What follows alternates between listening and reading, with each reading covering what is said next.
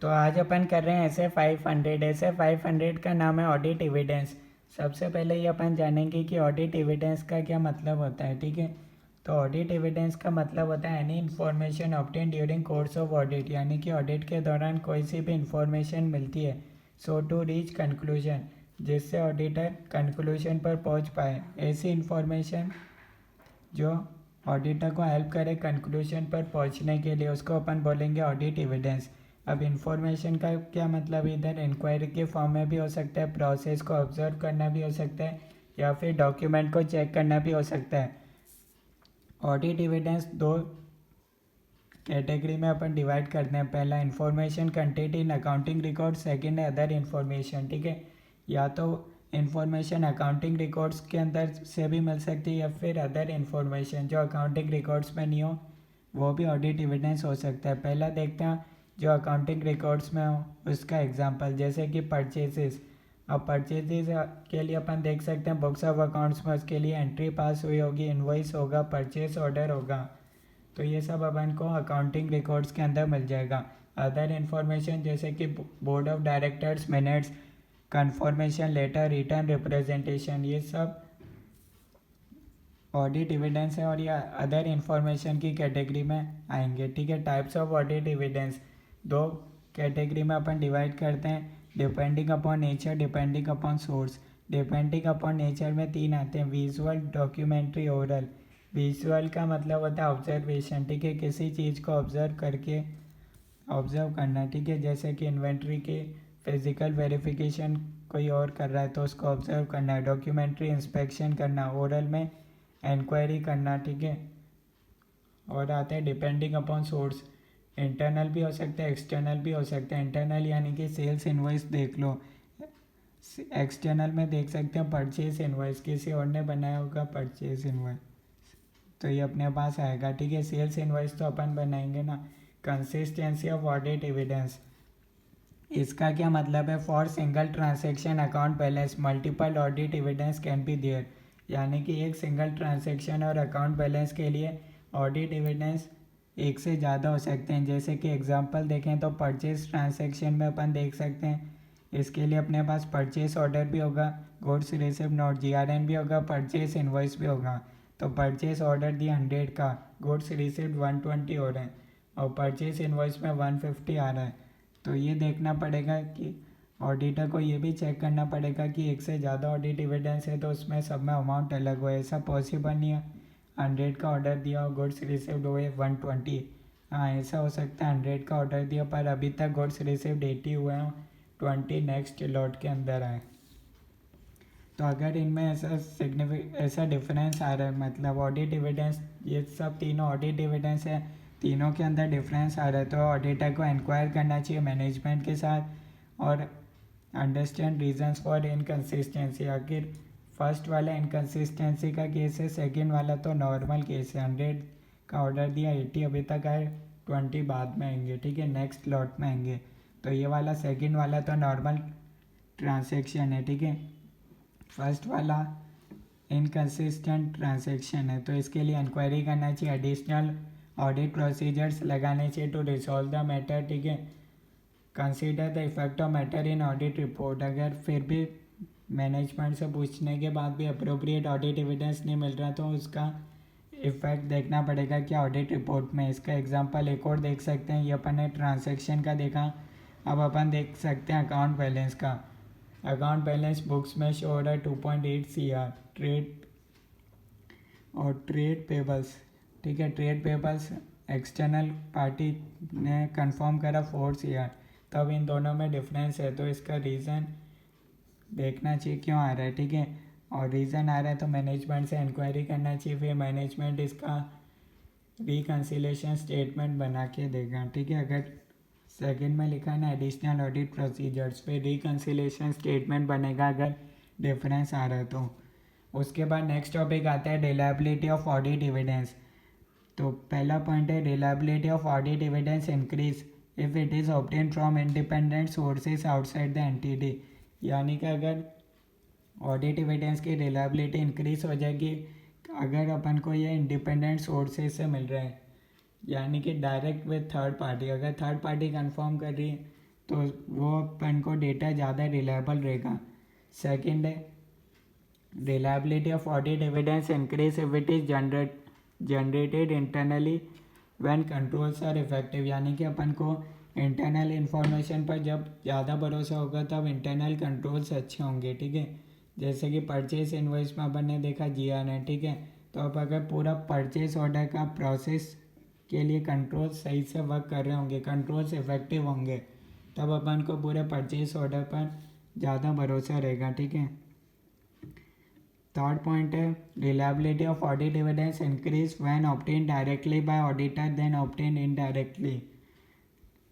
इसका मतलब एक ऑडिटर ने खुद से इंफॉर्मेशन को ऑब्टेन करा तो उस पर ज़्यादा रिलायबिलिटी इंक्रीज हो जाएगी देन ऑब्टेन इनडायरेक्टली। एक तो ऑप्शन है ऑडिटर खुद ही इंक्वायरी कर ले, और एक ऑप्शन है ऑडिटर के पास कि इन्वेंट्री चेकिंग हो रही है तो वो प्रोसेस को ऑब्जर्व करे कोई और जना कर रहा है। तो ज़्यादा रिलायबिलिटी तब होगी जब ऑडिटर खुद ही फिजिकल वेरिफिकेशन कर ले।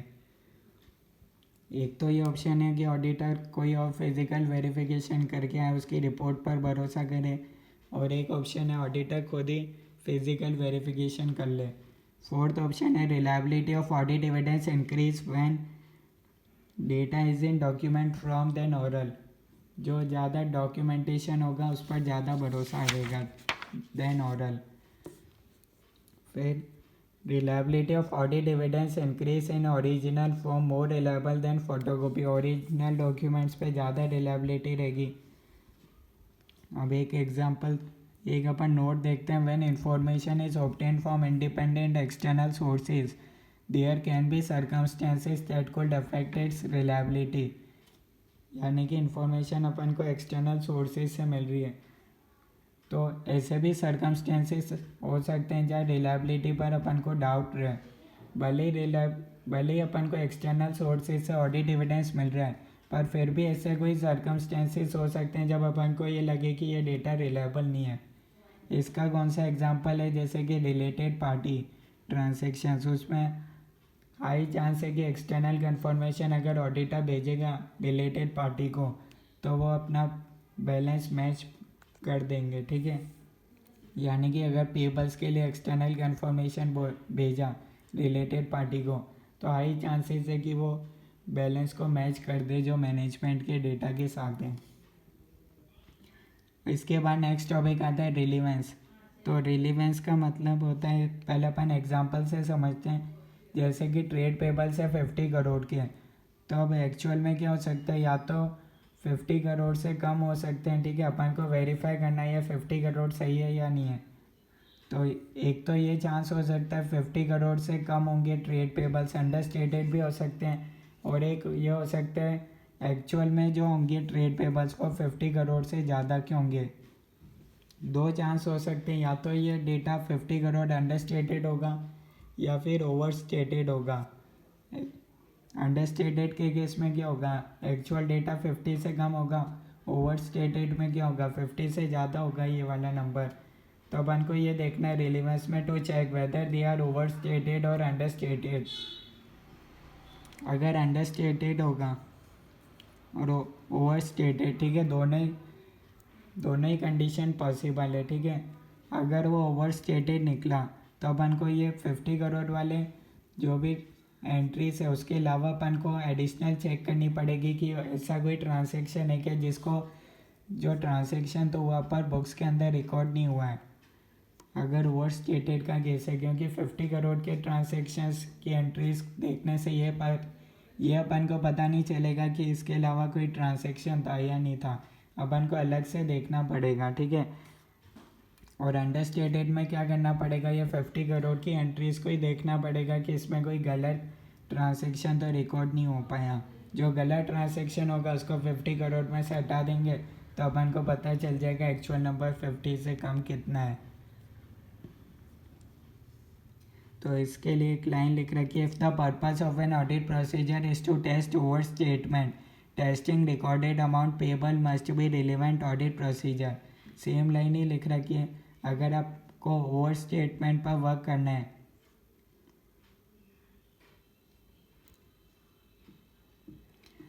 ये मैंने आपको बताया। If the purpose of an audit procedure is to test overstatement, यानी कि अगर आपको देखना है कि एक्चुअल ट्रांजेक्शन 50 से ज़्यादा है तो testing of recorded amount payable must be relevant audit procedure. ठीक है, यहाँ ये होना चाहिए।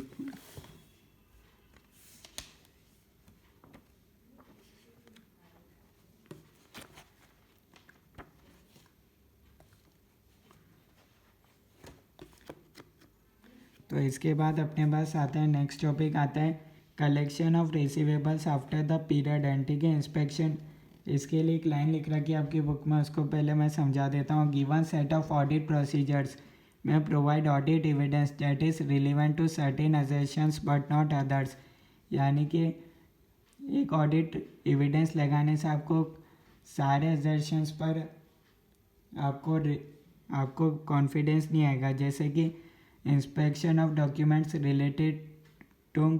Relating to collection of receivables after the period end, यानी कि आप कलेक्शन ऑफ रिसीवेबल्स के लिए डॉक्यूमेंट्स को इंस्पेक्ट कर रहे हो तो आपको उससे एग्जिस्टेंस पे तो ये भरोसा आ जाएगा क्या वो रिसीवेबल्स वाकई में एग्जिस्ट करते हैं या नहीं करते हैं। ऐसी वैल्यूशन भी आप देख लोगे डॉक्यूमेंट्स में, पर उसे आप कट ऑफ का पता नहीं कर सकते हैं। इसका ये मतलब है यानी कि ये रिसीवेबल्स एक्चुअली में करंट ईयर से बिलोंग कर दे या प्रीवियस ईयर से बिलोंग कर दे। इसके लिए आपको, क्योंकि बैंक स्टेटमेंट में तो आप देखोगे ये रिसीवेबल्स आ जाएगा, पर इससे आप ये पता नहीं कर सकते कि ये रिसीवेबल्स एक्चुअली में कब का था। ठीक है, तो इसलिए एक ऑडिट एविडेंस से आप हर एक चीज़ को पता नहीं कर सकते। कट ऑफ के लिए आपको अलग प्रोसीजर लगाना पड़ेगा, एग्जिस्टेंस एंड वैल्यूशन के लिए आपको अलग प्रोसीजर लगाना पड़ेगा।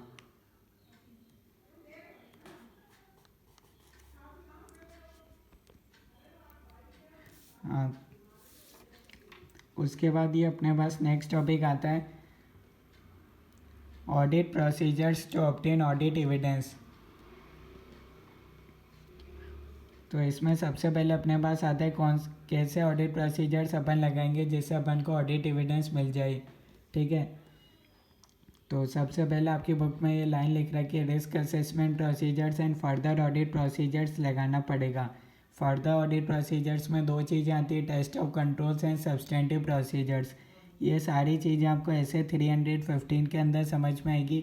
ठीक है, तो अब अपन पहले इसके नेक्स्ट टॉपिक देख लेंगे, methods to obtain audit evidence. ऐसे कौन से मेथड्स है जिससे अपन को ऑडिट एविडेंस मिल जाएगा।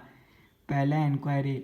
इंक्वायरी का मतलब होता है seeking information of knowledgeable persons.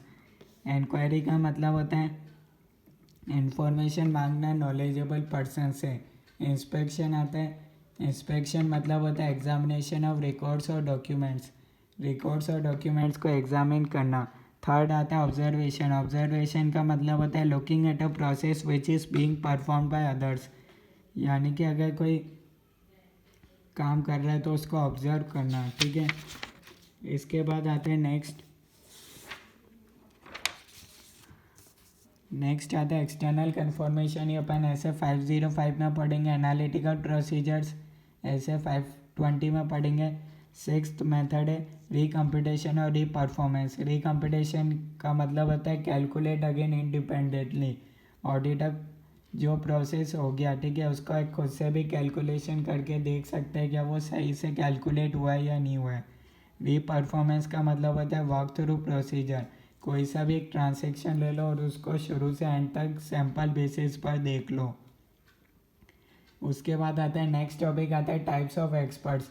दो तरह के एक्सपर्ट होते हैं, एक होता है मैनेजमेंट एक्सपर्ट और एक होता है ऑडिटर्स एक्सपर्ट। मैनेजमेंट एक्सपर्ट अपन ये इसमें ही पढ़ेंगे ऐसे 500 में। ऑडिटर्स एक्सपर्ट अपन ऐसे 620 में पढ़ेंगे। Expert is a person who have specialized knowledge. तो एक्सपर्ट वो पर्सन होता है जिसके पास स्पेशलाइज्ड नॉलेज होता है। ठीक है, अब यहाँ ये टॉपिक यहाँ अपन कैसे पता करेंगे कि वो मैनेजमेंट एक्सपर्ट है या ऑडिटर्स एक्सपर्ट है। तो उसके लिए सिंपल सा क्वेश्चन है हु इज़ हायरिंग एक्सपर्ट। अगर मैनेजमेंट हायर कर रहे हैं तो वो मैनेजमेंट एक्सपर्ट कहलाएगा। अगर ऑडिटर उस एक्सपर्ट को हायर कर रहे हैं तो वो ऑडिटर एक्सपर्ट कहलाएगा। उसके बाद आता है using the work of management expert. ठीक है, मैनेजमेंट एक्सपर्ट को ऑडिटर काम में ले सकता है या नहीं ले सकता, उसके लिए कुछ पॉइंट्स दे रखे हैं। यानी कि ऑडिटर मैनेजमेंट एक्सपर्ट के काम को अपने यूज़ में ले, उससे पहले कुछ बातों का ध्यान में रखना है ऑडिटर को। पहला पॉइंट है evaluate the competence capabilities and objectivity of expert. यानी कि ऑडिटर को देखना है कि वो एक्सपर्ट एम्प्लॉयड बाय एंटिटी या एंगेज बाय इट, यानी कि जो एक्सपर्ट है वो कंपनी का एम्प्लॉय है या फिर इंडिपेंडेंट पर्सन है। ठीक है, इंडिपेंडेंट पर्सन होगा तो ऑडिटर को ज़्यादा कॉन्फिडेंस रहेगा कि वो इंडिपेंडेंटली अपना वर्क करेगा। ठीक है, यानी कि extent to which management can control expert, management कितना उस एक्सपर्ट को कंट्रोल कर सकते हैं। ठीक है, जनरली ऐसा होता है जो मैनेजमेंट एक्सपर्ट होता है वो डायरेक्टली रिपोर्ट करता है ऑडिट कमेटी या TCWG को। ठीक है, मैनेजमेंट एक्सपर्ट मैनेजमेंट को रिपोर्ट नहीं करता डायरेक्ट, अगर कोई भी गलती निकलती है तो वो TCWG या ऑडिट कमेटी को रिपोर्ट करता है। उसके बाद नेक्स्ट पॉइंट है auditors previous experience with expert. तो ऑडिटर को ये बात ध्यान में रखनी चाहिए कि अगर ऑडिटर मैनेजमेंट एक्सपर्ट के काम को यूज़ कर रहे हैं तो उसका प्रीवियस एक्सपीरियंस कैसे था उस एक्सपर्ट के साथ, या फिर पहले भी कभी उसने अपने काम में एक्सपर्ट का यूज़ करा हो, तो एक्सपर्ट के वर्क को यूज़ करा हो तो कैसा रहा था। Knowledge of qualification membership of professional body, तो वो प्रॉपरली क्वालिफाइड होना चाहिए। ठीक है, जो भी मैनेजमेंट एक्सपर्ट है। सेकंड पॉइंट है obtain an understanding of a work of that expert. इसमें पॉइंट है whether auditor has expertise to evaluate work of expert. पहला तो यही ऑप्शन है कि ऑडिटर खुद ही मैनेजमेंट एक्सपर्ट के काम को देख ले क्या वो सही से कर रहा है या नहीं कर रहा है। एनी लीगल या रेगुलेटरी रिक्वायरमेंट्स अप्लाई, जो मैनेजमेंट एक्सपर्ट है उसको कोई ऐसे लीगल कंप्लाइंसेस करने फॉलो करने, तो ऑडिटर देख सकता है कि उसने कंप्लाइंसेस को फॉलो किया या नहीं किया। थर्ड पॉइंट है evaluate the assumptions methods used by expert. यानी कि जो भी मैनेजमेंट एक्सपर्ट ने अजम्पशंस और मेथड्स का यूज़ करा वो सही से वो देखना पड़ेगा क्या मैनेजमेंट एक्सपर्ट ने सही से अजम्पशंस और मेथड्स लिए या नहीं लिए। इसमें एक आता है बेस्ड डेटा वैलिडेशन, यानी कि मैनेजमेंट एक्सपर्ट को कोई डेटा दिया होगा मैनेजमेंट ने, उसी डेटा पर ही मैनेजमेंट एक्सपर्ट ने काम किया होगा।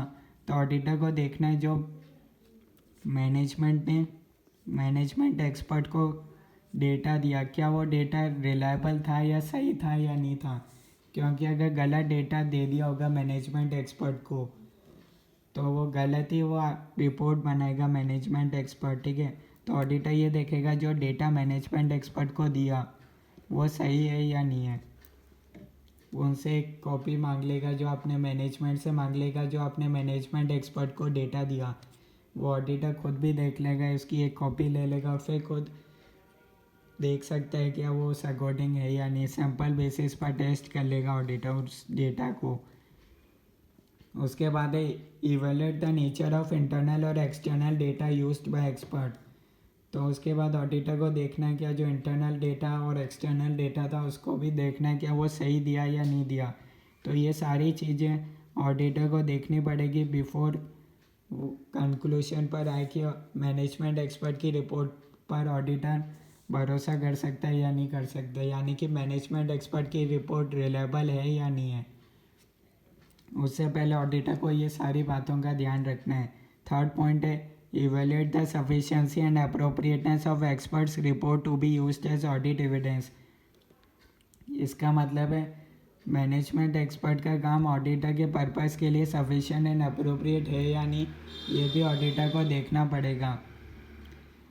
ऑडिटर को देखना पड़ेगा जो मैनेजमेंट एक्सपर्ट को डेटा दिया है क्या वो सही टाइम पीरियड का दिया है, 12 मंथ्स का टाइम पीरियड है तो वो सही से दिया है या नहीं दिया है।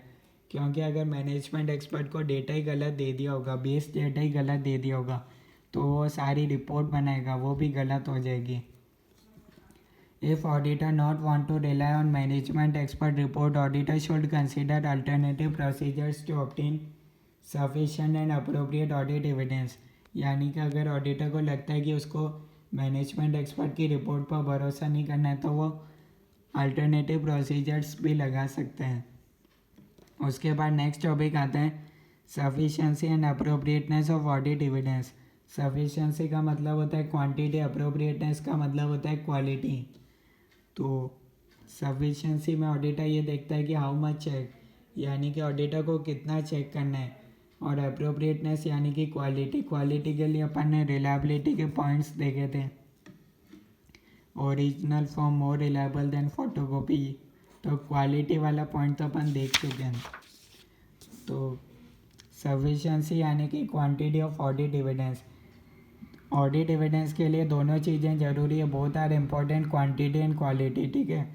पर क्वांटिटी के लिए 3 फैक्टर्स डिपेंड करते हैं जिससे ऑडिटर को लगेगा कि इतना चेक करना सफिशिएंट है। पहला मटेरियलिटी, यानी कि ऐसे ट्रांजैक्शंस जिसमें अमाउंट इन्वॉल्व हाई हो उसको ऑडिटर को ज़्यादा चेक करना चाहिए, क्योंकि उसमें अगर गड़बड़ हुई तो ज़्यादा फ्रॉड होने के चांसेस रह जाएंगे। अगर ज़्यादा हाई अमाउंट के ट्रांजैक्शंस में गड़बड़ हुई, यानी कि अगर कोई ट्रांजैक्शंस हाई अमाउंट के हैं तो ऑडिटर को देखना है, उसकी डिटेल में चेकिंग करनी है। सेकंड पॉइंट है रिस्क ऑफ मटेरियल में स्टेटमेंट। ऐसा कोई एरिया है जहाँ हाई रिस्क है तो ऑडिटर को वहाँ डिटेल में चेकिंग करनी है। थर्ड पॉइंट है साइज ऑफ पॉपुलेशन।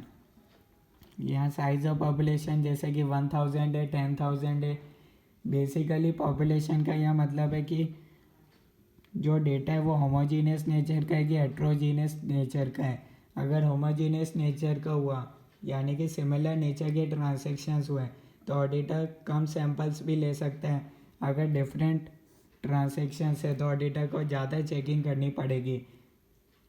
और पॉपुलेशन मैनुअल है या ऑटोमेटेड है ये भी देखना है। मैनुअल में भी अलग तरीके से ऑडिटर को सैंपल्स, मैनुअल में ज़्यादा सैंपल्स चेक करने पड़ेंगे, ऑटोमेटेड में सिर्फ कंट्रोल्स देखकर भी ऑडिटर देख सकता है कि सही से वर्क कर रहे हैं या नहीं कर रहे। उसके बाद नेक्स्ट टॉपिक आता है अप्रोप्रिएटनेस ऑफ ऑडिट एविडेंस। तो ये influenced by nature and source, ये अपन ऑलरेडी देख चुके हैं। Using information produced by the entity, तो इसका ये मतलब है इंटरनल एविडेंस की रिलायबिलिटी इंक्रीज हो जाएगी अगर इंटरनल कंट्रोल्स भी अच्छे हुए तो। इसका ये मतलब है जैसे कि पेरोल के केस में अटेंडेंस प्रॉपर रिकॉर्ड हो रही है या नहीं हो रही, ठीक है। सैलरी का पेमेंट कैसे हो रहा है, ठीक है। इसके लिए पूरे कंट्रोल्स लगे हुए हैं या नहीं लगे हुए हैं, ठीक है। कैसे होता है, ये मैनुअल होता है या ऑटोमेटेड होता है। ऑटोमेटेड के लिए ऑडिटर को आईटी कंट्रोल्स की रिपोर्ट देखनी पड़ेगी कैसे हो रहे हैं, क्योंकि अगर कोई एम्प्लॉय 2 मिनट भी लेट आ रहा है तो उसकी हाफ डे लग रही है, या जनरली 2 मिनट तक तो अलाउ होता है हर एक कंपनी में, ठीक है। तो ऑडिटर को देखना कि कैसे एंटिटी के अंदर ये प्रोसेस फॉलो हो रहा है, ठीक है। क्योंकि अगर अच्छे कंट्रोल्स हुए, ये सारा एक प्रॉपर कंट्रोल्स के मैकेनिज़्म के तहत होगा, तो उसका ऑडिटर का इंटरनल एविडेंस की रिलायबिलिटी भी इंक्रीज हो जाएगी, क्योंकि controls are adequately design and operating effectively. अब इसमें फर्स्ट पॉइंट लिखा हुआ है using information produced by the entity में obtaining audit evidence about the accuracy and completeness of information. इसका एग्जांपल है ऑडिट ट्रेल। जनरली बड़ी कंपनियों में ऑडिट ट्रेल साल भर रहनी चाहिए, ठीक है। ऐसा नहीं होना चाहिए कि कुछ महीने में ऑडिट ट्रेल बंद रहा, ठीक है। तो उससे हर एक ट्रांजैक्शन ऑडिट ट्रेल के थ्रू रिकॉर्ड होना चाहिए। बी पॉइंट बोलता है evaluating whether the information is sufficiently precise and detail for audit purposes, यानी कि जो इन्फॉर्मेशन है वो प्रिसाइज होनी चाहिए और वो डिटेल इतना सफिशिएंट होना चाहिए कि ऑडिटर उससे sufficient and appropriate audit evidence मिल जाए ऑडिटर को। तो ये था अपना ऐसे 500 ऑडिट एविडेंस। कोई डाउट है तो आप कमेंट्स के अंदर बता सकते हो, कोई चीज़ समझ में नहीं आए वो भी बता सकते हो।